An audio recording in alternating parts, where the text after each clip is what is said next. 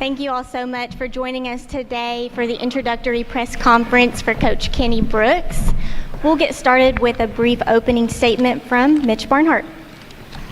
Thank you, Cami. Appreciate it. Thank you, everyone, for coming today. It's a great day to be a Wildcat. It's wonderful.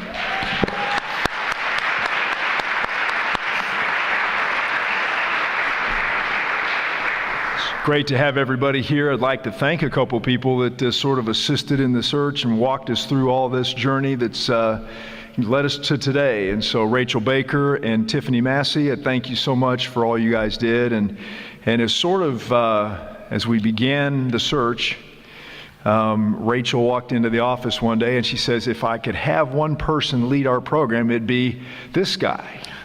And she shows me a video of a press conference where he describes the beauty of the game of women's basketball very vividly after one of their games.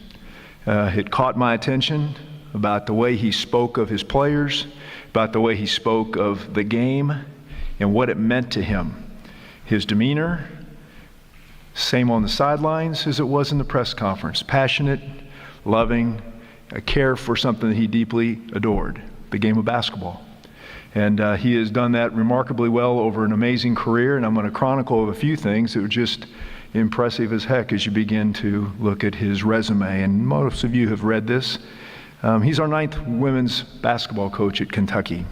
Over 500 career wins as a head basketball coach at James Madison, where he's the winningest coach in the history of the school. 180 wins at Virginia Tech, 11 regular season and tournament conference championships, 10 NCAA tournament appearances and 1 Final Four, 6 WNBA draft picks since 2015, 7 total picks, 18 20-win seasons and 22 total seasons as a head coach. Includes 18 20-plus win seasons in his last 19 seasons as a head coach, the lone exception being the COVID year. Guided players to 7 Conference Player of the Year honors. In the last 2 seasons combined, Brooks went 2-0 against Tennessee and 3-0 against Louisville.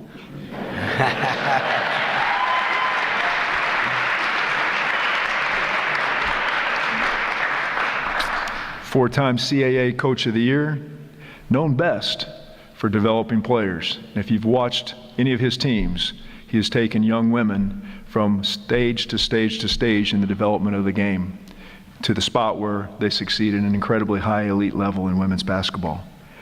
Graduate of James Madison in 1992, played 4 years under Lefty Driesell. His family, beautiful wife Chrissy, and Kendall, who's not here. I think she's FaceTime. I don't know what she's got going here. Where she was trying to FaceTime earlier. We got Chloe, Hunter, son-in-law, Gabby, Kinsley is the granddaughter. Kinsley, raise your hand. There we are, right there. And we're so thrilled to have all of them here. It is an incredible honor to introduce our 9th women's basketball coach at the University of Kentucky, Kenny Brooks.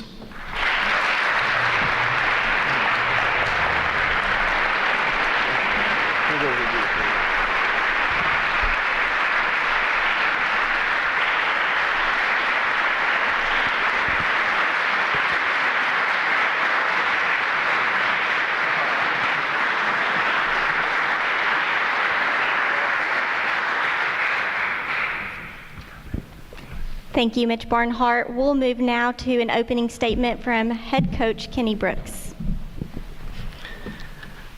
Wow, thank you.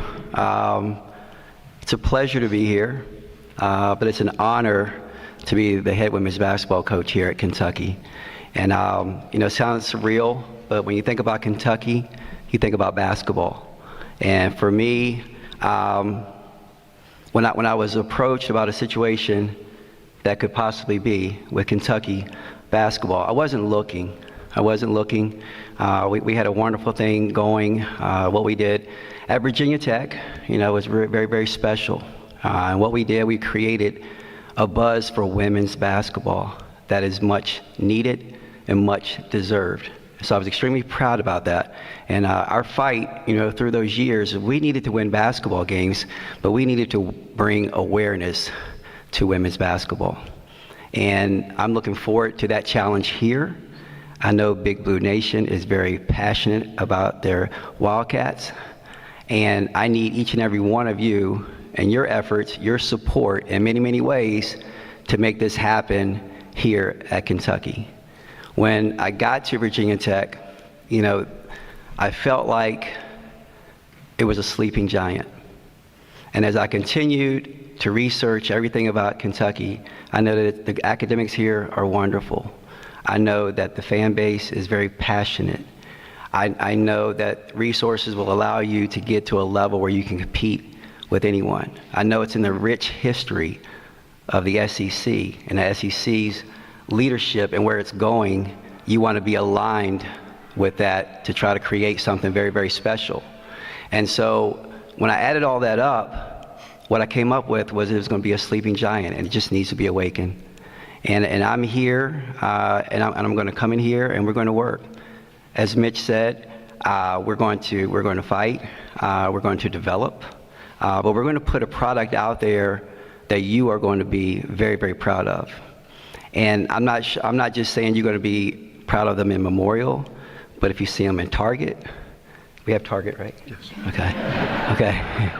You see them in Kroger, wherever you see them, you're going to be able to approach them and you're going to be very, very proud that they represent the University of Kentucky. And that's how you build a program. That's how you build awareness for women's basketball that these young ladies need and deserve. And when we're able to get to that point, we're going to capitalize on it. So I'm extremely excited to get to work. I cannot wait. I see the young ladies in the second row, and I'm looking forward to meeting each and every one of them to share our philosophies. And our philosophies are going to be, we're going to be a team.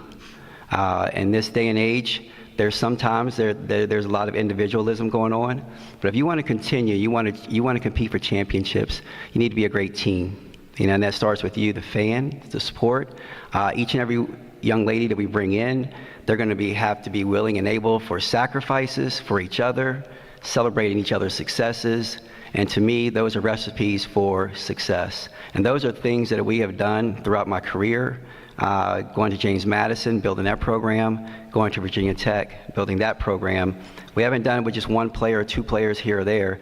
We've done it with the team concept, and that's something that we will definitely endure here at Kentucky. And in my opinion, it's the only way that it can get done in this day and age because it's very, very competitive. The SEC is the best women's basketball league in the country, and it just got stronger with the additions that we brought in. So I'm very, very excited to be with the leadership.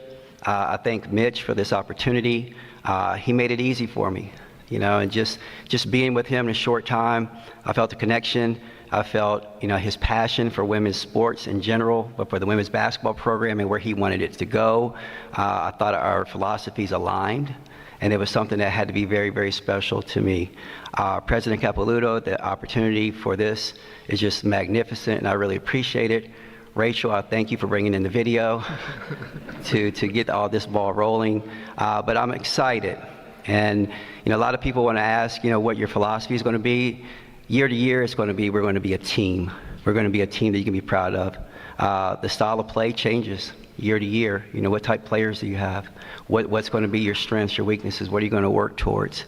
And we will evolve every year so that we can stay competitive and go out there and win. We will have a winning attitude, and our expectations are to win. Obviously, I'm not going to disrespect the SEC and how powerful it is, and we know that we have to do a lot of work to get to that point. You can't just sprinkle magic dust on it and say, hey, we're going to win a national championship. A lot of work has to go into it, and we're willing to do that. And so I would not be here if I did not think that this is a wonderful opportunity, and this is an extremely wonderful opportunity not only for the program, but for me and my family. We're looking very forward to just being embraced by the community. I am a family man. It's very, very important to me that my family is good, my family is okay, because that's what we're going to spread throughout our program is family. And we're going to make sure that we go out and we represent it extremely well. So this is an honor for me. I'm extremely excited about the new possibilities and what we're going to be able to do. We're up for the challenge. We're up for the challenge. We know it's not going to be easy, but we need you. We need you, Big Blue Nation. We need your support, your passion in each and every way. I would ask for your opinions, but I'm sure you got a lot. You can send them to Mitch. and I'm sure it'll get to me somehow. But you are a big part of what we're going to do, and we look forward to embracing you. And I'm very, very excited about this opportunity. So thank you very much. Come out, yell. Please try to reach out to us. I think we're going to make you proud, and you're going to be proud to be a Wildcat. Thanks, Coach Brooks.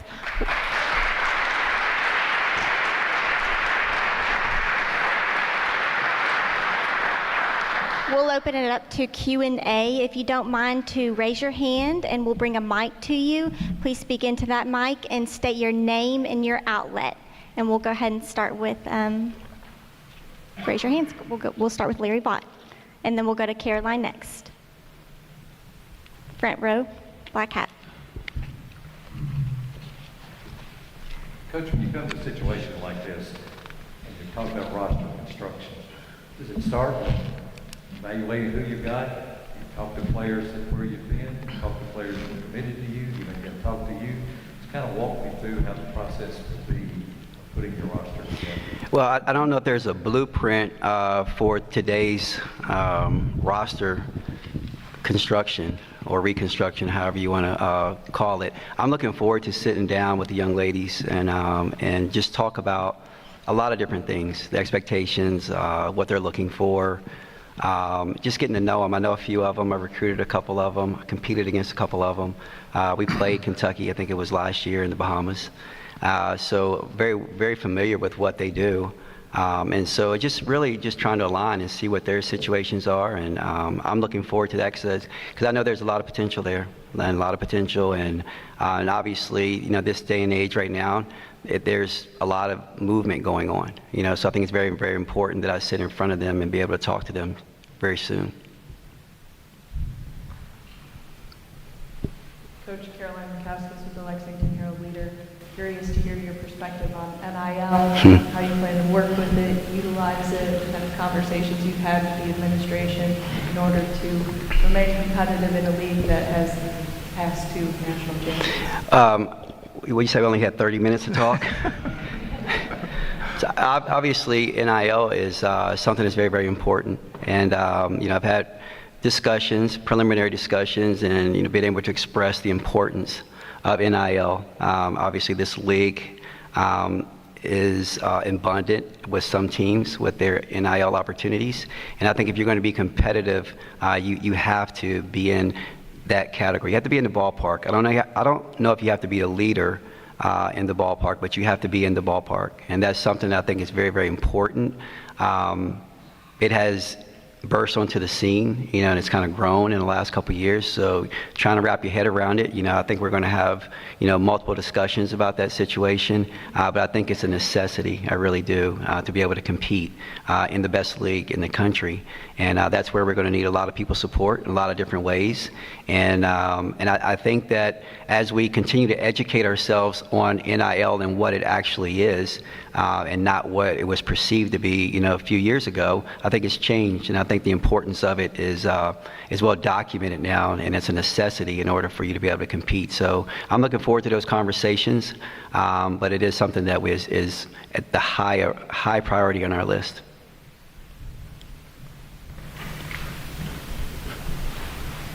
Hello, Coach. How are you? Harvey with College Sportscast. Your former AD, Virginia Tech AD, had some very high praise on you about your player development. I was just wondering what set you apart for your player development? When I was talking to Mitch early in the process, I told him I will go out and I'll kiss babies, I'll shake hands, and I'll do whatever you need me to do, but where I want to be is here. And that's the most enjoyment that I get out of this, is to be in the gym with our young ladies. And it's been the cornerstone of every program that I've had. And everywhere we've been able to bring in young ladies who are willing and able to meet me halfway, go above and beyond. And if so, you're going to be able to reach your goals through hard work. I've never coached a McDonald's All-American. And this past year we had 2 AP All-Americans on our team this year, and it was through lots of hard work. We had a 3-time ACC Player of the Year, and I don't know if she was a top 50 recruit, and it's because of the hard work that she put in, and that's been the cornerstone of our program, is development. every coaching staff that I've had, we work tirelessly. And I don't think any time a kid is asked to come in the gym and work, we haven't been there. And that comes from the top. And it's not just my assistants who do it, I'm there. And when I'm able to get out there with the kids and work, I know I'm older now and I can only do half court stuff. All right, I can't get up and down the floor, but I think I'm a pretty good teacher of individual skills and their development. And so I'm down here with them, and it's not just a matter of, hey, I have an assistant coach out there doing the work. I'm there with them, and that helps build relationships.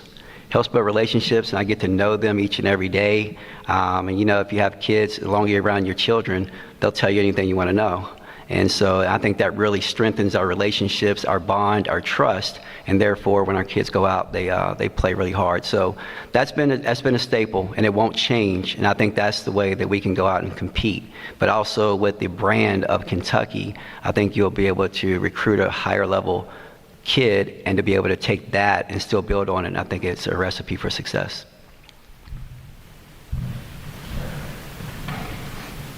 Hey, Coach. John Huang, NOLA Media. Welcome to Lexington. Thank you. First of all, how would you like us to address you?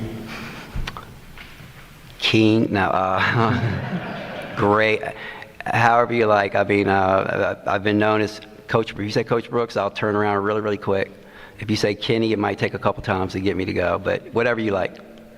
All right, Coach Dawn Staley has said on several occasions that Kentucky was a wonderful landing spot. Great facilities, support, fan base, tradition, and yet it hasn't had a whole lot of success if you measure it in terms of Final Fours and championships. Why do you think that is the case? You know, I don't know. I don't know, and I know that there have been several coaches before me. Kyra, I have the utmost respect for her and the job that she did. She's a terrific person. I've always supported her. She's always supported me. Matthew Mitchell, I coached one game in Memorial, and it was against Kentucky, and it was in the WNIT, and I know they had, some success back then. I just know what it can be, and I'll agree with Dawn. And I think the city, everything that I hear, I'm really looking forward to seeing the city, because everything that I hear, it's a wonderful city, passionate fans, and just with the resources waiting to burst, where you can capitalize on it. Now, it's a very tough league, and I understand that, but I think that if we get in and we put in the work, the sky's the limit. No one thought we were going to go to the Final Four at Virginia Tech. The first year I was there, we were preseason 14th in the ACC. And I kind of stuck my foot in my mouth, I thought, and I said, if Syracuse can go to the Final Four, why can't we? And the whole place erupted, and I was like, uh-oh. But we got there. We got there with a lot of hard work and countless hours in the gym. And when people counted us out, I think this is a sleeping giant. It's a great opportunity, and if it weren't, I wouldn't be here. And so I'm looking forward to, getting in and hard work. I'm going to be knocking on everybody's door to just make sure that we get the support that we need, because if so, I think this can be a tremendous, tremendous opportunity. Coach Oscar Woodall from Haywood Media and Radio Lex. You said you weren't looking for a job when you were a coach. So what was appealing to take this job? Was it competition in the SEC or something else? Yeah, there were a number of reasons. Obviously, at Virginia Tech, being in Blacksburg, very, very comfortable. Just coming off of a Final Four appearance, ACC championship. We won the ACC regular season this year. I think we had 8 or 9 sellouts in a 9,000 seat arena, and that's living pretty well in women's basketball. And this situation came, and to be honest with you, the landscape of college athletics is changing. And with the leadership of the SEC and where it's going alongside with the Big Ten, you kind of want to align yourself to be able to compete at the highest level year in and year out. And so I looked into all those factors, and just everything that it presented, the resources to be able to go out and compete consistently. And I just thought that it was in my gut, it was the right move.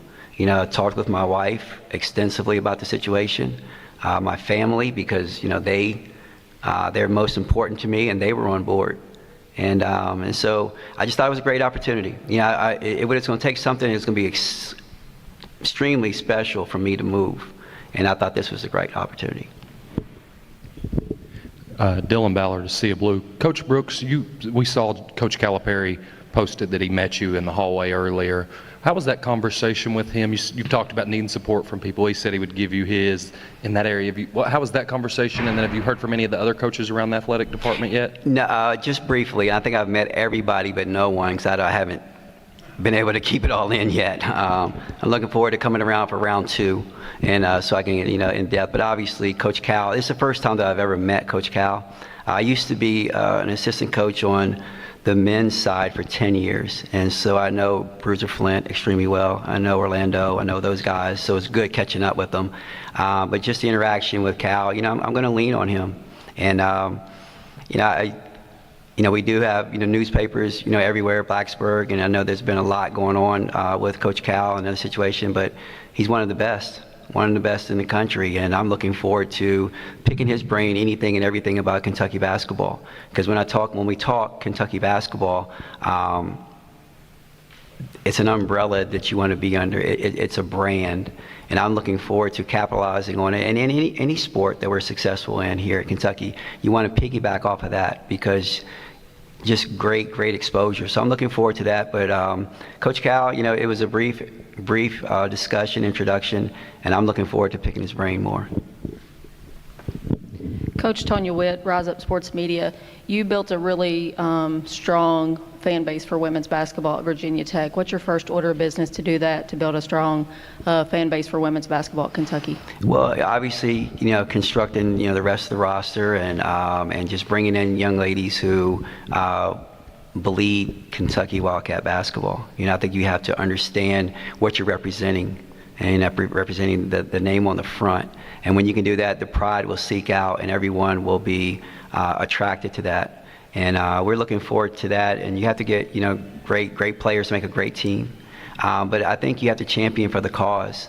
And when I was at Virginia Tech, every chance I got, I was talking about the opportunities that they deserved.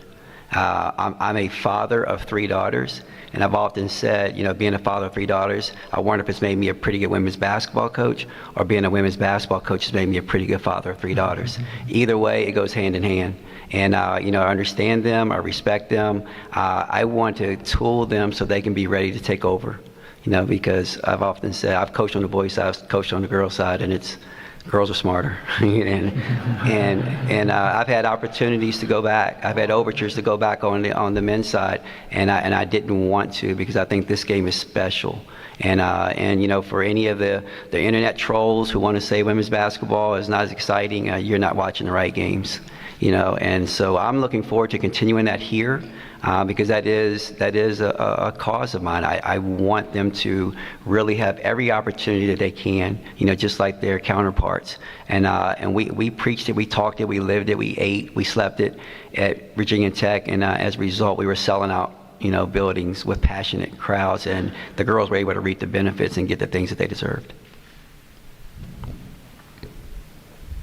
Ryan Black with the Louisville Courier-Journal. Kenny, you mentioned in your opening statement that you're not locked into one style, offensively or defensively, that you would evolve based on personnel. Have you always been that flexible, or has this kind of been forced upon you because of just the unbelievable roster movement with transfer portal? No, I've always been that way. One of the very first players that I coached was named Tamara Young, and she was a 6'2" wing who ended up being, from James Madison, being the 7th pick in the draft. And then from there, I went to a young lady named Dawn Evans, who was a point guard. She was a 5'6", nothing, but averaged 26 points a game. I go to Virginia Tech, and my first year, we don't have a center, and playing in the ACC, we had to play small ball. And then I recruit a 6'6" center who becomes an All-American, so that obviously we're going to throw the ball inside, every chance we get. And so it just evolves, and I think you have to evolve as a coach. And now I think that I'll be able to select the type of player more frequently that I want and not have to just surprisingly get one. And so then you have more consistency. But I'd be a fool if I had a 6'6" All-American and we were still jacking up threes the only way we were going to play. Or if we were playing small ball and I try to throw the ball inside every time. So it's just an evolution of your roster and what you're going to do. But that keeps you on your toes.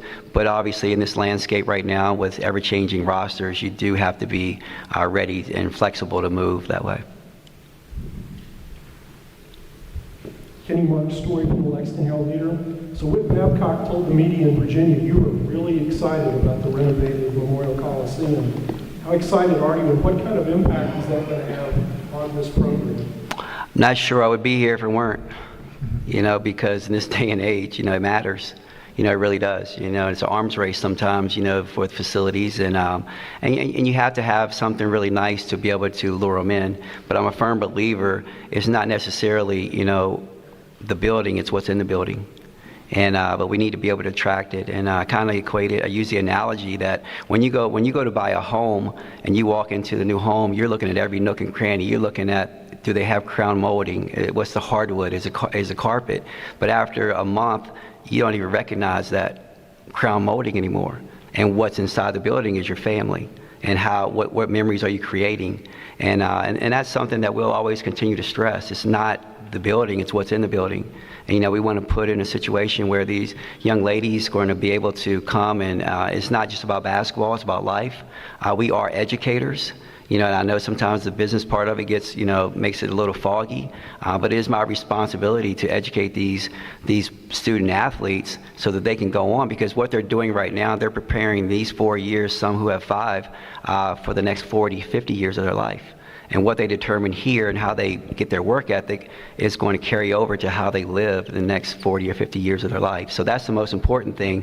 But it was important for me to have something to be able to attract that type of player in here. Raise your hand for questions. Go ahead, Caroline. Coach, you've had some great assistants over the years, namely Sean Huffey, new opportunity Yeah. to speak as well. When it comes to the types of people you look for when building your staff, the people you want around you, you kind of talk us to what you prioritize. Yeah, I'm very fortunate. I've had 9 assistant coaches go on to be head coaches. And that's something that's very, very impressive to me, just because we want to recruit. And when you go out and you're trying to recruit players, you want people who are going to represent your program and make you proud. Coaching is the same thing. You want to get people in who are willing to sacrifice for the team, and they got 10 toes down. They're not worried about, okay, hey, I'm trying to get a job. I'm going to work hard. I'm going to abide by the philosophy and spread that philosophy throughout. We're going to live it, so that I'm not going to be around all the time, but to have trustworthy assistants who are going to really share the same message. I think that's extremely important. But it was a really cool moment on the ticker the other night. Sean Poppy was my assistant coach for 4 years at Virginia Tech. He's now the head coach at Clemson. And back to back, it says Kenny Brooks, head coach at Kentucky. And then the next one says Sean Poppy, the head coach at Clemson. And announced on the same day. So that's a pretty cool moment. But I've always had great people around me who share the same philosophies. They spread it with the same message, and that's how we've had that success with people going on. And I think that has trickled down to the success of our programs throughout my tenure.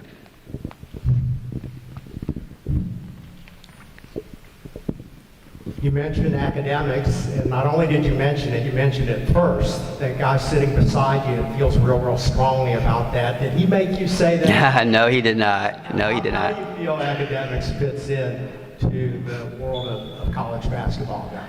Well, my wife, who sits there, is an educator. She's a teacher. So when we watch Jeopardy, she kicks my butt in Jeopardy, unless the sports part comes on. And but at Virginia Tech, it was something that was extremely important to me. And I think our last 4 or 5 semesters, our kids had I think an average of a 3.6 GPA. And I think a lot of it has to do that when we recruit young ladies, we stress that. That's something that's going to be very important to us, because again, you're equipping yourself with tools right now, and you have to get your degree. And it's not just the actual GPA. All right, we want you to really go and impress yourself so that you can be great. If you're a 2.8 student, we want you to work harder so that you're a 3.3 student, and therefore that's a work ethic that you're developing. And so we're very, very serious about it. We talk about it. We have meetings constantly about it, and no one's just going to slip by, because I think that's really a weapon that you're going to take with you out into the world you're developing, and so it's extremely important to us.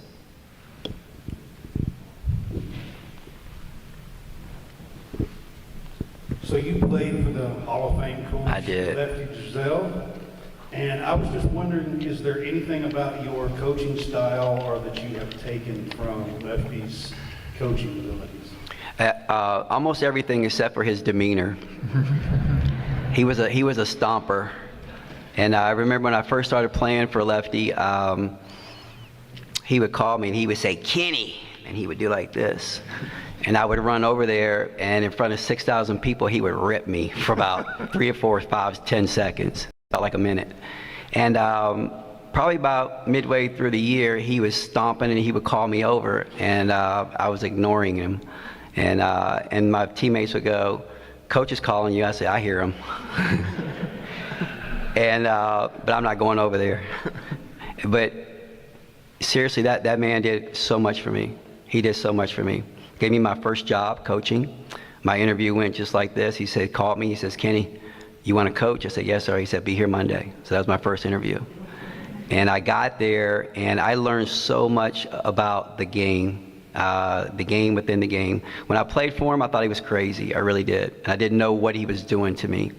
And then I learned he wasn't doing anything to me. He was doing it for me. He taught me how to be a man. He taught me how to be a husband. He taught me how to be a father. He taught me how that you incorporated that all into a program to be successful. Because he had his wife, who he loved dearly. His family was always around. And as I started to become a head coach, I wanted my family around. And so many people told me, "You can't have your family around as much. They're a distraction." And I watched him do it. I watched him hug on his wife, kiss on his wife. I saw him bring his family into everything. And that's what I've been able to take away the most from that. And he was special. I love him. He passed away not too long ago.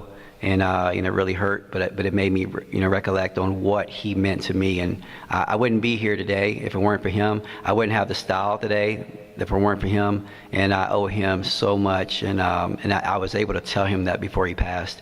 And after we went to the Final Four, he called me and he was so proud. And when he got inducted into the Hall of Fame, he had a situation, and he said, he was going and he was killing it. He had the whole place laughing, and he said, "I have 2 former players who are now head coaches." And then he paused, and I was like, he's about to say my name. He's about to say my name on the biggest stand in basketball, and he didn't. And then I called him, a week or 2 later, and I congratulated him. And he said, "Kenny," he said, "I meant to say your name in my speech, but I forgot." And I said, "You know what, Coach? I knew who you were talking about. And that's all I meant." And so forever, indebted to that man and what he did for me. And I have 2 pictures in my office that I will bring here. One was a picture of me and him, and one was just a letter. It was so simple. After the Final Four, and he said, "Great job." We've got time for 1 or 2 more. We'll start with Gary. Okay. Coach, can you talk a little bit about your philosophy on in-state recruiting? There's a pretty potent junior class here in Kentucky right now that maybe doesn't have Kentucky on their final list right now. How do you kind of approach in-state recruiting? Like I said, when you think about Kentucky, you think about basketball. And we definitely understand the importance of keeping in-state players at home, but we also understand the importance of fit. And so we'll look at all of it and make sure that it's going to be a great fit, because sometimes situations, like some kids just want to get away. We've encountered that in the state of Virginia, where we've recruited, and we want to make sure everything's going to be a good fit. But we know it's a rich country with basketball, and we definitely are aware of the young ladies. We've actually been recruiting some of the young ladies to the point we've had conversations. So we understand the importance of it, and that's going to be a priority for us. But it's also going to be very important that we make sure everything is a really good fit for our program. Thanks, Kenny. Thanks, Mitch Barnhart. Thank you all for joining us today. Thank you guys very much. I look forward to seeing all of you out. That was a great press conference. I didn't have to do anything.